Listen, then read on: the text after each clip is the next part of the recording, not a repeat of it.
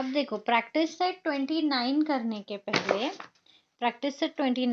के पहले हमें ये समझना है कि यूनिटरी मेथड क्या है। ओके, यूनिटरी मेथड में आपको फर्स्ट स्टेप क्या करना होता है,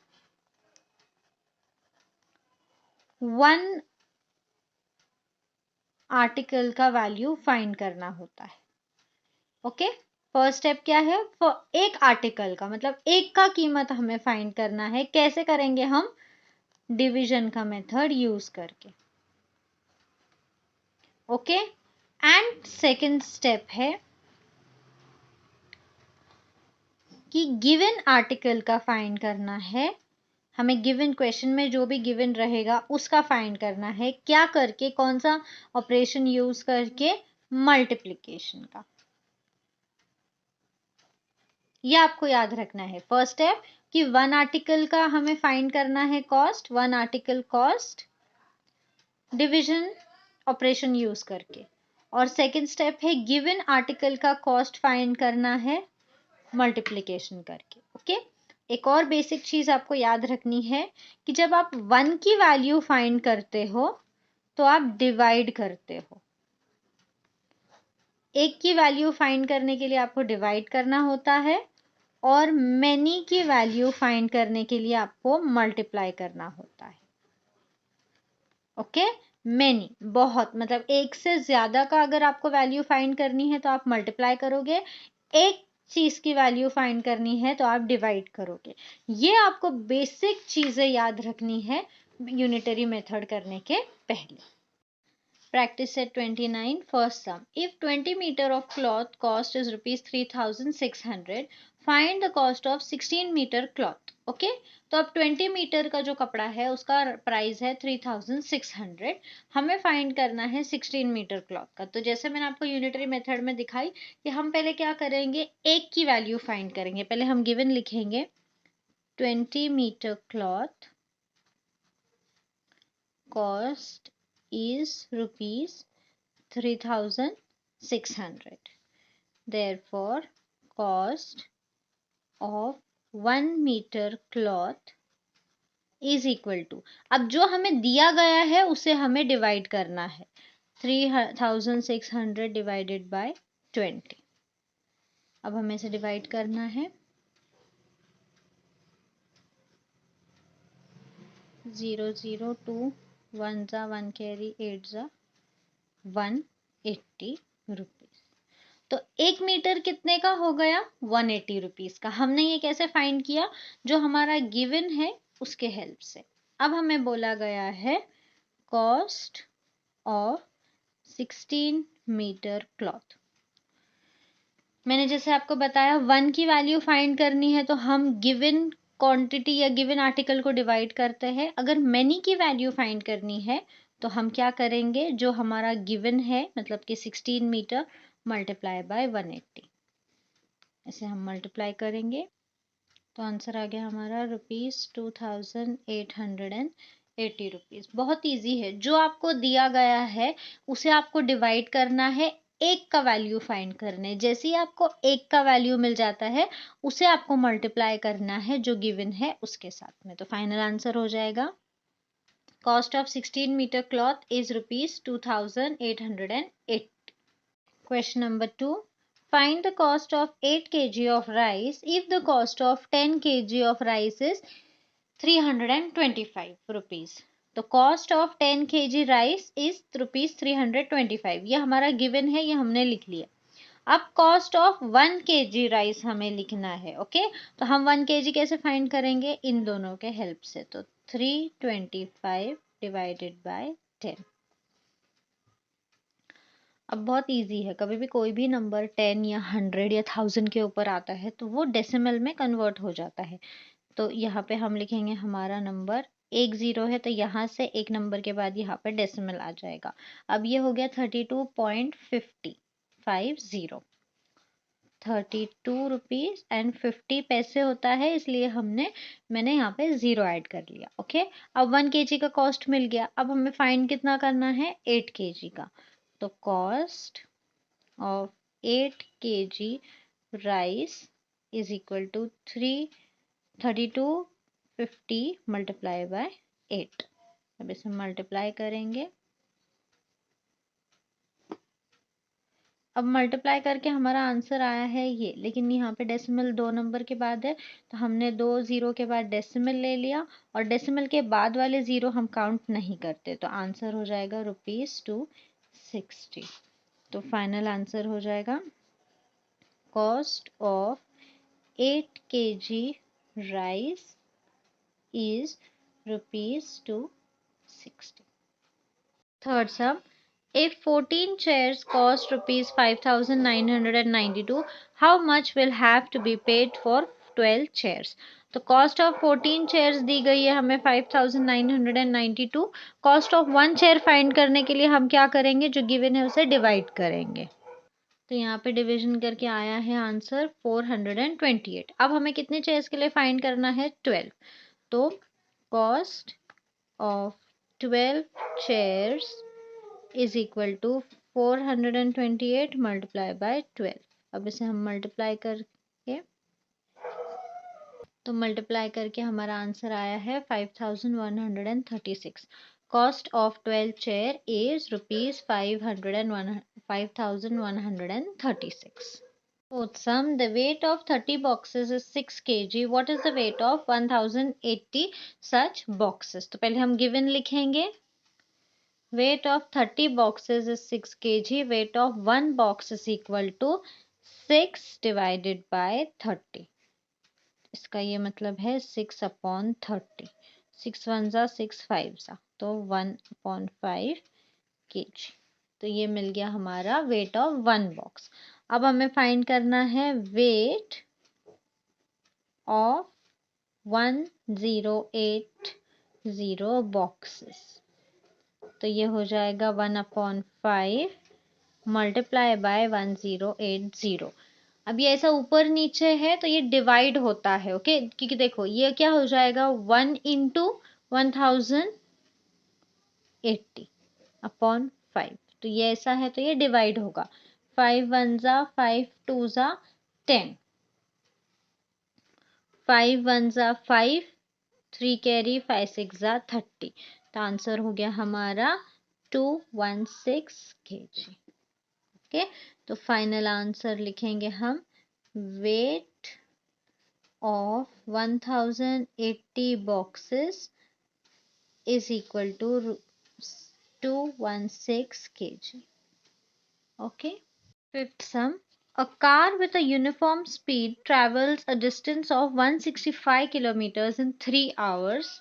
At that same speed, how long will it take to cover a distance of 330 kilometer? How far will it travel in 8 hours? So सबसे पहले हमें क्या दिया गया है, in 3 hours car travels 165 kilometer। यहाँ पर भी हम 1 hour का पहले फाइंड करेंगे। In 1 hour car travels 165 divided by 3। 3 1 जा 3, 5 जा 15, 1 कैरी 3 5 जा 15। आंसर हो गया हमारा 55 किलोमीटर पर आवर। अब हमें 1 आवर का मिल गया है। अब हमें क्या बोला गया है, ए जो फाइंड करना है हमें, A how long it will take to cover distance of 330 kilometre. तो अगर 1 घंटे में वो 55 किलोमीटर पर आवर की स्पीड से चल रही है, तो 330 किलोमीटर्स के लिए कितना टाइम लगेगा। ओके, तो देखो car travels 55 kilometre in 1 hour. Okay, therefore car travels 330 kilometre in dash r, हमें नहीं पता। यहाँ पे हम क्या करेंगे, इन दोनों को डिवाइड करेंगे। Okay, is equal to 330 divided by 55। बहुत इजी, अगर हम 11 के टेबल से डायरेक्ट ही करते हैं। 11 5 जा 11, 3 जा 0, 5 1 जा 5, 6 जा, तो कितना टाइम लगेगा, 6 आवर्स। 6 तो हमारा ए का आंसर हो जाएगा car will take 6 hours to travel 330 kilometre. Okay, हमने क्या किया, सबसे पहले जो गिवन था उसके हेल्प से हमने 1 hour का टाइम पता किया कि कितना चलेगा, कितना ट्रैवल होगा 1 hour में। तो 1 घंटे में कार की किस स्पीड से चलेगी, 55 किलोमीटर पर आवर की। अब हमें बोला गया है कि कार ने 330 किलोमीटर्स कंप्लीट किए, लेकिन टाइम हमें फाइंड करना है। तो टाइम हमने कैसे फाइंड किया, 55 को और 330 को डिवाइड करके, जो कि आया है हमारा 6 hours। ओके, 1 hour का किलोमीटर और जो किलोमीटर हमें दिया गया है उसे डिवाइड करके हमें मिल गया कि 330 किलोमीटर 6 hours में कंप्लीट होगा। अब जो बी हमें फाइंड करना है कि 8 hour में कार कितना ट्रैवल करती है। तो in 1 hour car travels 55 kilometre per hour, in 8 hours car travels 55 into 8, मतलब 1 की वैल्यू हमने मैनी से कर दी है। तो आंसर हो जाएगा हमारा 8 5 जा 40, 4 कैरी, 8 5 जा 40 प्लस 4 44 किलोमीटर पर आवर। तो हमारा फाइनल आंसर लिखेंगे हम। ए का जो हमें फाइंड करना था, ए का हमें क्या फाइंड करना था, car will take 6 hours to travel 330 kilometre. Car takes 6 hours to travel 330 kilometre. And second क्या दिया गया है, in 8 hours car travels 440 kilometre per hour. ये दो आंसर थे हमारे, हमने ये फाइंड किए। अब करेंगे हम sixth sum. A tractor uses up 12 liters of diesel while plowing 3 acres of land. How much diesel will be needed to plow 19 acres of land?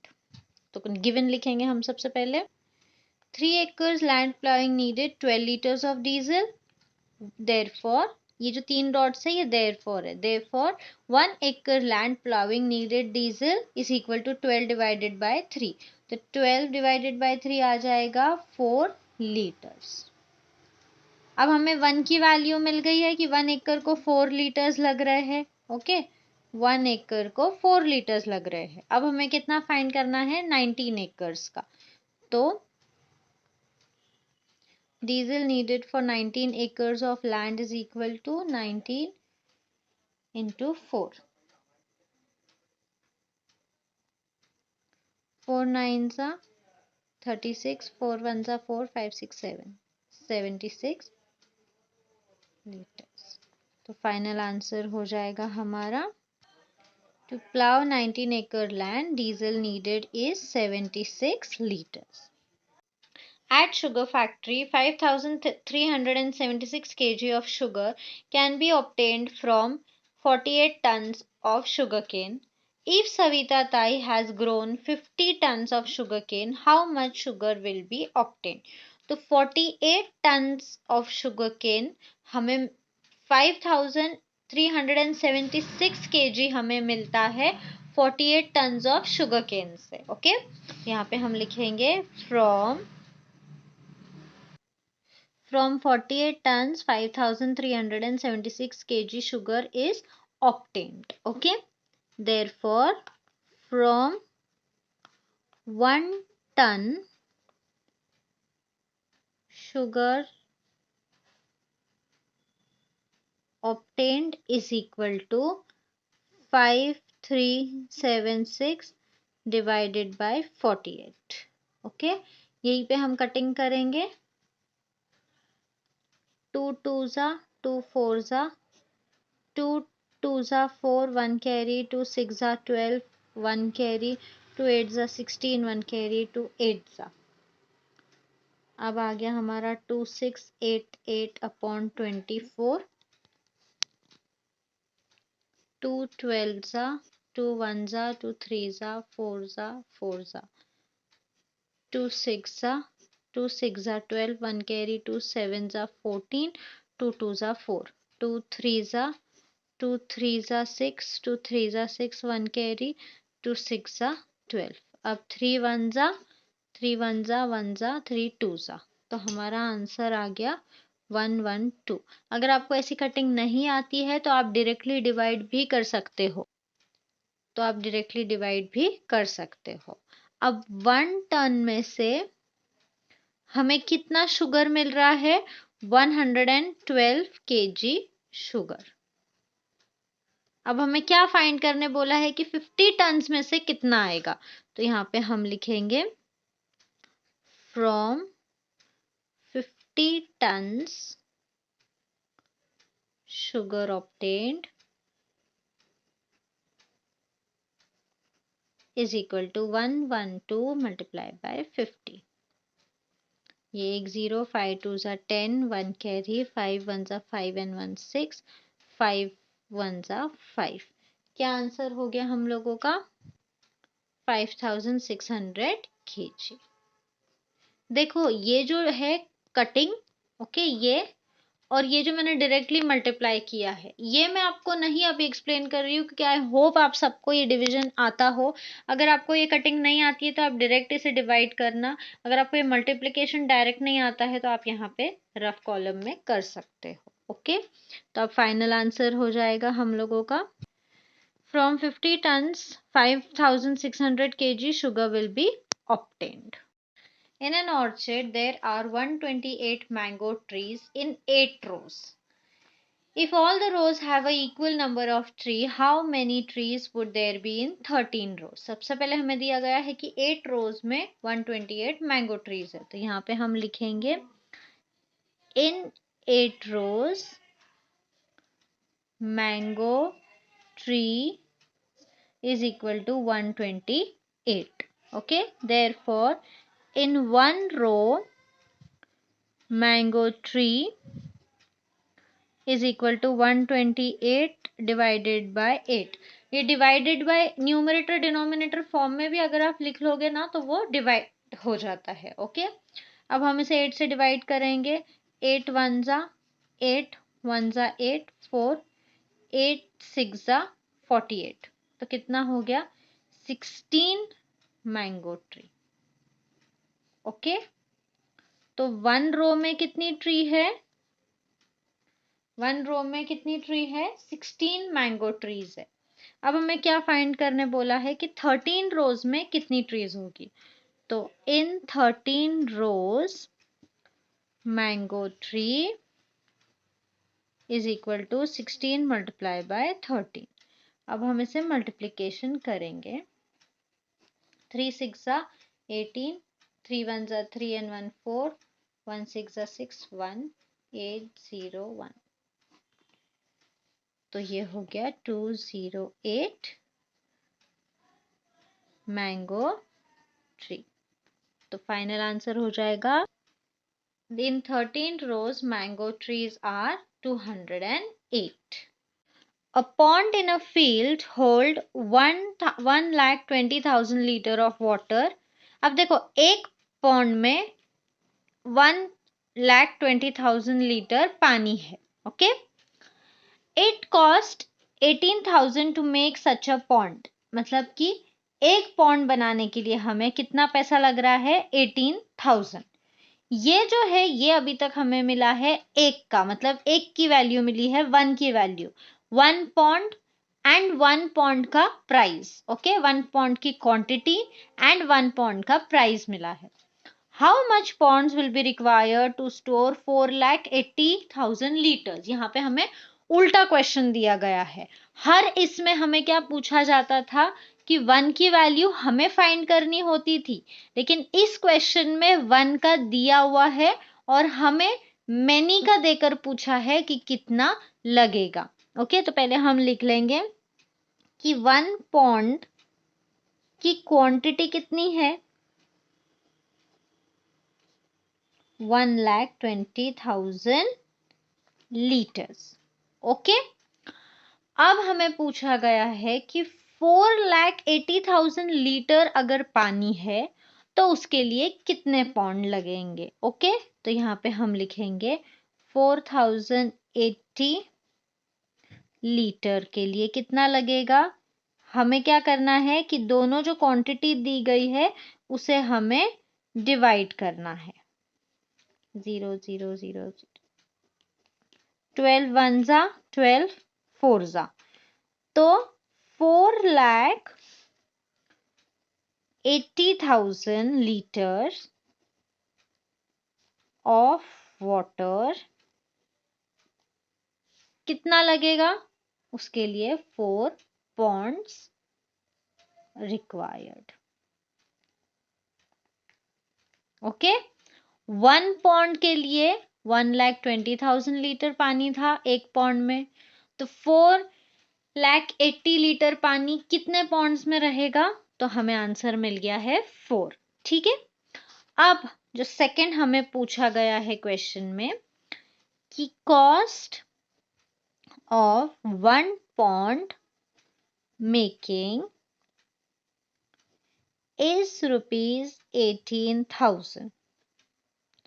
अब कितने पौंड्स हमें बनाने हैं, 4।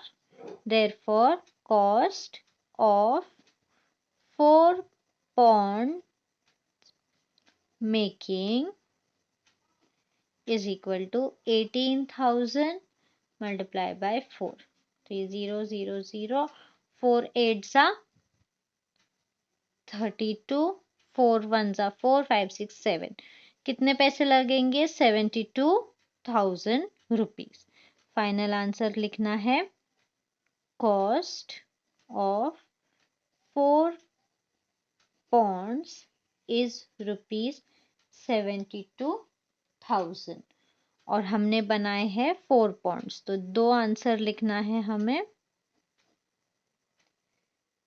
For 4,80,000 liters of water 4 ponds are required। तो ये 2 है हमारे answer. I hope आपको समझ में आया हो। ओके, ये 9 सम थोड़ा डिफरेंट था, यहाँ पे हमें 1 का दिया गया है, 1 का वैल्यू दी गई है और हमें बोला गया है कि आप लोग फाइंड करो कि कितने पॉन्ड्स बनेंगे। ओके, तो यहाँ पे हमने 1 का यूज करके 4,80,000 का फाइंड किया, तो उसके लिए हमें लगे 4 पॉन्ड्स। अब 1 पॉन्ड की अगर प्राइस है 18,000 बनाने की, तो 4 पॉन्ड्स बनाने हैं तो कितने लगेंगे, 72,000। आई होप आपको समझ में आया हो। प्रैक्टिस सेट ये 72 है, एक 0 मेरा कम हो गया, सॉरी। प्रैक्टिस सेट 29 आपको समझ में आया हो। प्लीज़ अपने फ्रेंड्स के साथ में शेयर करना, मेरे चैनल को सब्सक्राइब करना एंड कमेंट करके बताना आपको एक्सप्लेनेशन कैसा लगा। Thank you.